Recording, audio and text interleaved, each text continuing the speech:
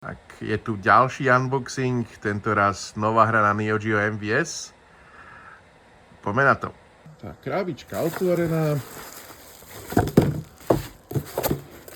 Voilà. A teraz takto krásne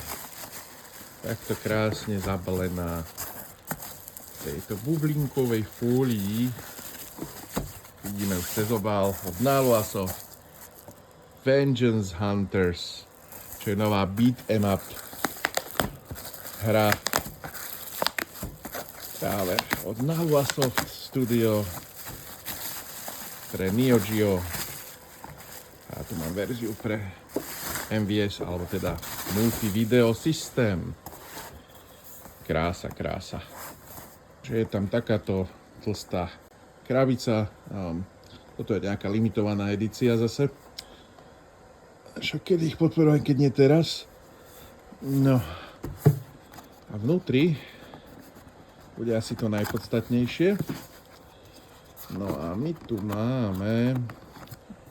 Asi kliknem. Jednou rukou sa to perfektne robí. Keby som bol profi youtuber, tak mám toto dávno vyriešené.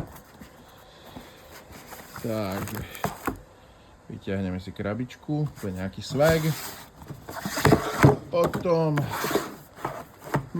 Neo Geo Snapbox, v ktorom je manuálik a prečo mám AS verziu. Tak, krátke intermezzo, chvíľka šialenstva a napätia. Tak nie je to AS verzia, je to MVS, odpovedá tomu aj pinout. Akurát shell sa rozhodli použiť pre všetky verzie rovnaký, takže vyzerá to ako home card, ale pritom je to cartridge pre automatovú verziu. Zároveň musím zistiť, že som hneď pri testovaní zistil aj jeden design flaw. A to je takáto vec. Máte klasický jednoslotový Neo Geo MVS motherboard, ktorý vlastne sekundu, to naspäť.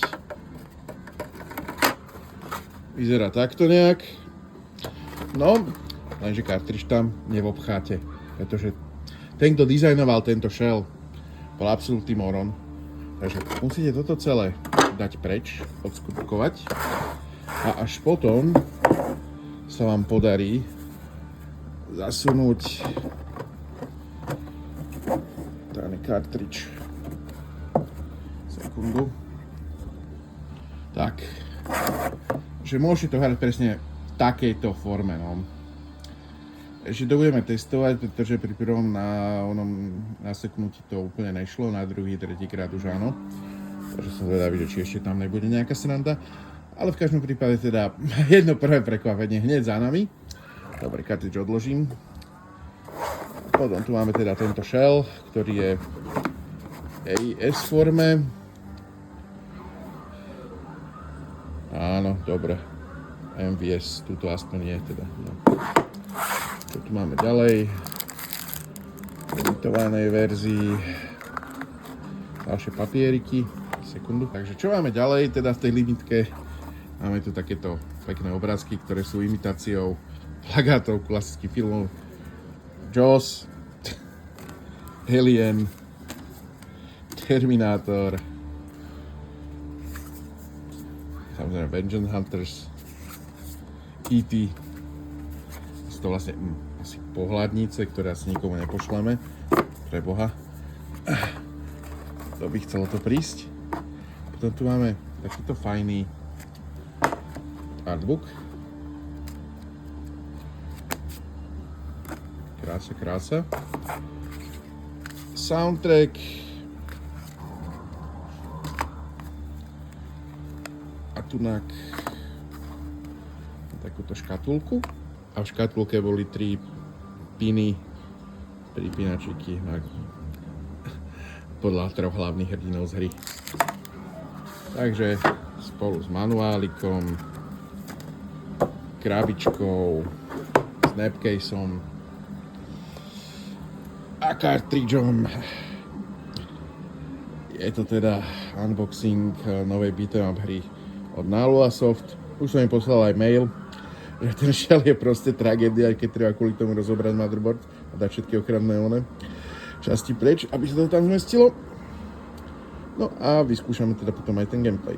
Tak, ešte by som mal k tomu jednu poznámku pred tým gameplayom. Kritickú teda jednoznačne ten design toho kartridžu, to je akože fail, fakt. Tieto artworky pekné, krásny artwork, pekný soundtrack, piny nemuseli byť potešili, manuály peknučky, krabička OK. Tento snapcase, chápem, že sa snažili proste, aby to išlo k tomu dizajnu toho kartridžu, ale ako vidno, tá kvalita toho papiera, tej tlače, akože úplne, že není akože nejak extra. Takže asi si vyrobím verziu pre Big Shock Box. Nie je to zlé, ale proste toto podľa mňa odflakli. Mali urobiť normálny kartón na MVS, normálnym oným. Aj keď teda toto vyzerá ako ich 100 kusov na svete z tejto limitovanej edície. No, a zase tie ostatné nelimitované tiež majú presne tento tvar, takže ako tam sa nič nezmenilo. Plus čo mi vadí teda, že není tu move strip ani marka, ani minimarka, ktorú si dávate na Neo Geo, proste to podľa mňa zanedbali a odflakli a jednoznačne to je vec, ktorá u tých Neo Geo hier by mala byť. OK, toľko teda moja kritika.